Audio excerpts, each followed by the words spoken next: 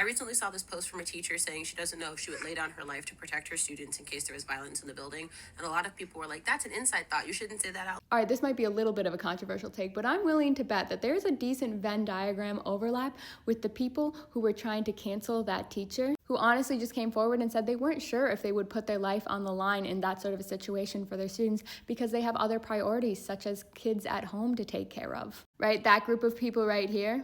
And the group of people who finally thought that maybe pew-pew violence was going a little bit too far and were disgusted by Gen Z's reaction to Luigi. I'm not mad at that teacher for bringing up that point at all, because thinking about those sorts of situations isn't something you should ever have to consider when you go into teaching. And it's disgusting to me that I'm seeing people spend more energy and time be upset at that teacher and that conversation than they are at the fact that we're sending kids off to school every day here in the US and they might not come home ever. And yes, this all ties directly into Gen Z's reaction to Luigi and how disgusted everyone is that we're so unserious about it. And the fact that we're literally so angry at all of these systems that you're trying to take away the platform we've been using to communicate about that.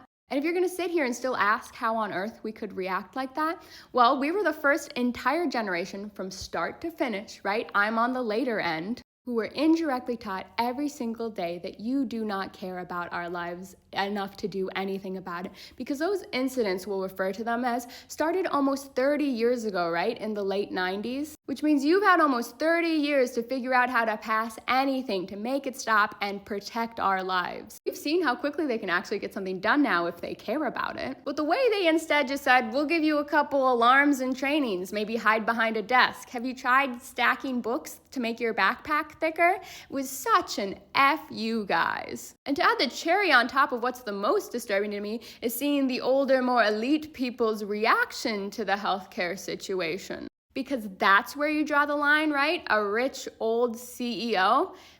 Kids, fine. Teachers, fine. Concerts, fine.